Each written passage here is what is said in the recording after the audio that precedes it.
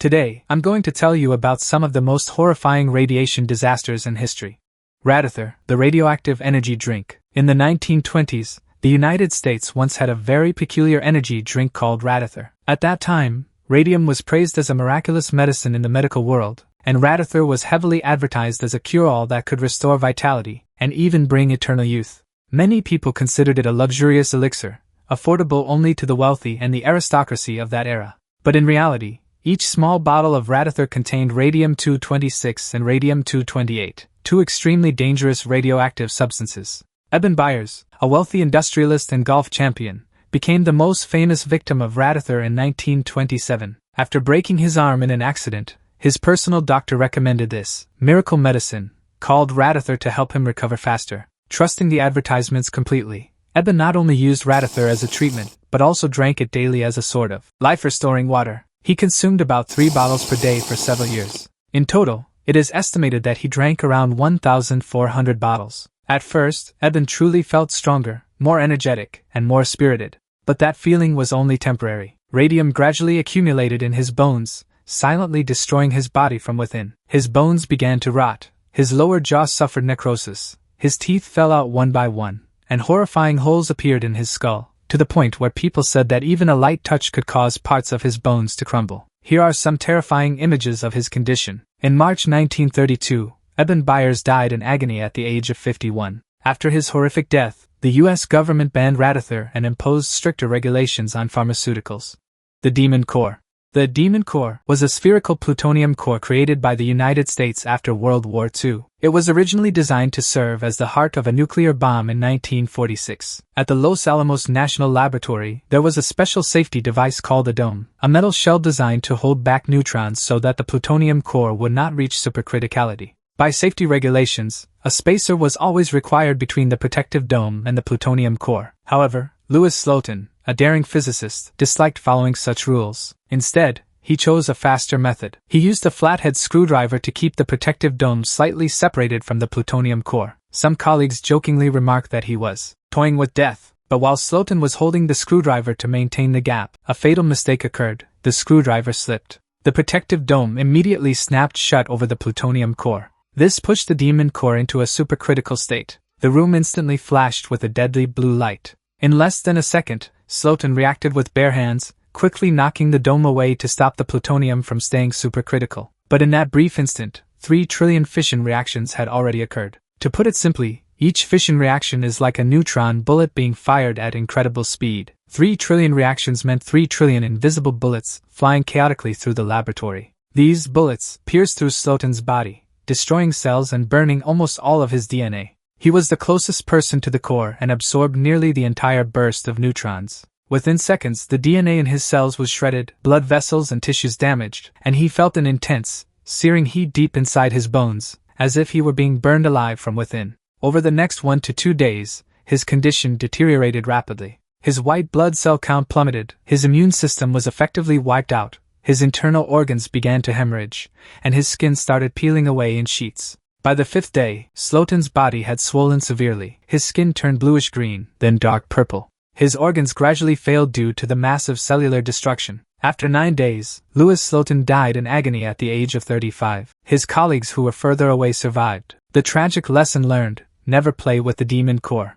The Radium Girls. From 1917 to the 1920s in the United States, radium was considered a miraculous material. Watch factories began using radium-based paint to make clock and watch dials glow in the dark. Hundreds of young women rushed to work in these factories. They became known as the Radium Girls. Their job was to paint fine details on watch dials with radium paint. To keep their brushes sharp, they were instructed to lip point, to put the brush between their lips each time before painting. Day after day, without realizing it, they swallowed tiny amounts of radium. At first, radium gave them an almost magical glow. Their skin and clothes shone faintly in the dark. They laughed and danced, looking like glowing angels. But soon, the nightmare began. After some time, many of the women developed severe toothaches. Their jawbones started to decay, and their teeth fell out one by one. Some suffered from fractured leg and hip bones, breaking apart even from the slightest bump. The cause was that radium had replaced calcium in their bones. In one horrifying case, when a doctor gently pressed on a girl's jaw, it detached instantly from her skull. Dozens of women died in excruciating pain. The historic lawsuits that followed revealed the shocking truth. The companies already knew about the dangers of radium, but deliberately covered it up. It was only after their sacrifice that industrial safety standards for handling radiation were tightened. But for the Radium Girls, it was far too late. The man who suffered the worst radiation exposure in history. On September 30, 1999, at the Tokimura nuclear fuel processing facility in Japan, 3 workers, Hisashi Ouchi, Masato Shinohara, and Yutaka Yakakawa, were performing a dangerous task. They were preparing uranium fuel for a reactor, but due to negligence, they poured far more uranium than the safety limit into a precipitation tank. This caused an uncontrolled chain reaction. Hisashi Ouchi, who was standing closest to the reaction center, received an estimated radiation dose of 17 sieverts. To put that into perspective, just 2 sieverts can be fatal without immediate treatment. Exposure above 6 sieverts almost always means no chance of survival. Aoki's body was destroyed at the cellular level. His white blood cell count dropped to nearly 0, his immune system completely collapsed, his skin peeled away in sheets, and his organs began to fail. But the most terrifying part was this. Despite his body being irreparably destroyed, the Japanese government ordered doctors to keep him alive at all costs, partly for research purposes, and partly to avoid damaging Japan's international image. Aoki was given more than 20 blood transfusions a day, stem cell transplants, and multiple skin graft surgeries. Although sedated, he was in constant, unbearable pain. His body leaked fluids from open wounds, and despite his condition, he repeatedly begged doctors to let him die rather than endure the endless torture. Yet, his pleas were ignored. Doctors kept prolonging his life, treating him as if he were a test subject rather than a patient. On the 83rd day after the accident, Hisashi Aoki's heart finally gave out. His body had been pushed beyond its limits, and he died at the age of 35. The second worker, Masato Shinohara, died several months later from radiation sickness. The third, Yutaka Yakakawa, received a lower dose and survived. This incident shocked all of Japan and the international scientific community, not only because of the accident itself but also due to the inhuman treatment of Aoki. For 83 days, he endured unimaginable suffering, all in the name of research.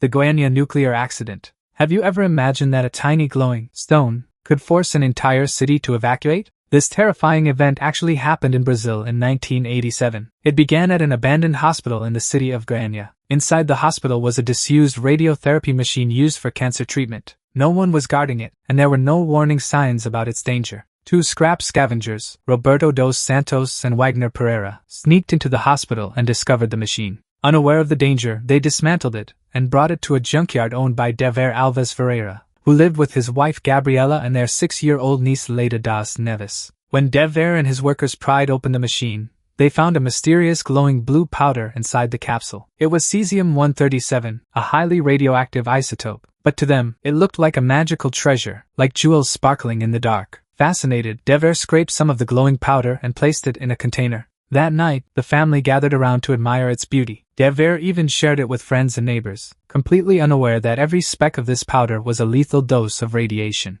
Gabriela, enchanted by the glowing dust, dabbed it on her face as if it were shimmering makeup. Little Leida, curious and playful, often touched the powder with her bare hands. Without washing, she ate meals and went to sleep, slowly absorbing deadly amounts of radiation into her tiny body. Days later, the symptoms began. Gabriela suffered nausea, dizziness, and fatigue. Soon, her mouth ulcerated, and her skin blistered as if she had been burned with boiling water. For young Leida, the effects were even more tragic. The once energetic, mischievous 6-year-old became weak, running high fevers, her skin turning pale greenish-blue. She could barely speak and spent her final days bedridden, fading away before her family's eyes. At first, doctors suspected it was some kind of strange infection, but nearly 2 weeks later, when more patients appeared with similar mysterious symptoms, suspicion grew. Eventually, Brazil's National Nuclear Energy Commission, CNN, was called in. When the emergency team arrived, they discovered radiation levels in the neighborhood were thousands of times higher than safe limits. Immediate mass testing began. Over 100,000 people were screened for contamination.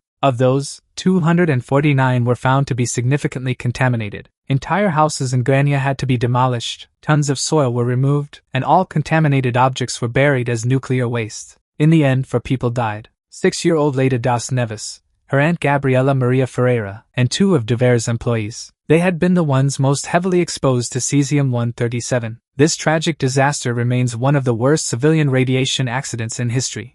The Chernobyl nuclear disaster, 1986. In the Soviet Union, there was a small city called Pripyat, home to one of the most powerful nuclear power plants of its time, Chernobyl. Unlike coal or hydro power plants, Chernobyl generated electricity through something invisible yet unimaginably dangerous: nuclear energy. Inside the facility were 4 nuclear reactors, each fueled by uranium-235, an element capable of undergoing nuclear fission. When uranium atoms split, they released an immense amount of heat. This heat turned water into steam, spinning turbines, and generating electricity. It sounded modern and brilliant, but the very force that powered entire cities could also silently kill through radiation.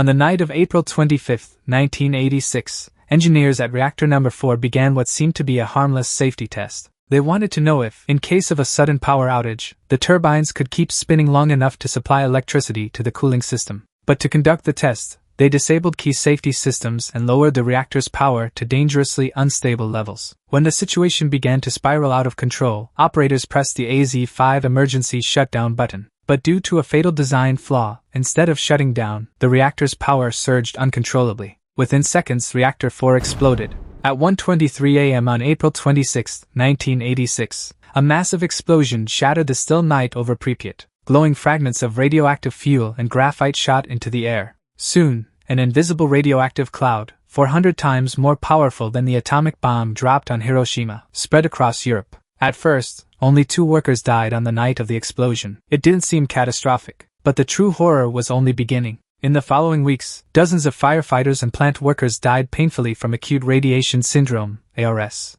Over 600,000 people were exposed to high levels of radiation while trying to contain the disaster. In total, more than 5 million people across Ukraine, Belarus, and Russia were affected by the fallout. In the years after, the tragedy left behind thousands of thyroid cancer cases, birth defects and genetic disorders, long-term mental health crises. The city of Pripyat, once a vibrant home to 50,000 people, was evacuated within days and remains an abandoned ghost town to this day, a frozen reminder of one of the most catastrophic nuclear accidents in human history.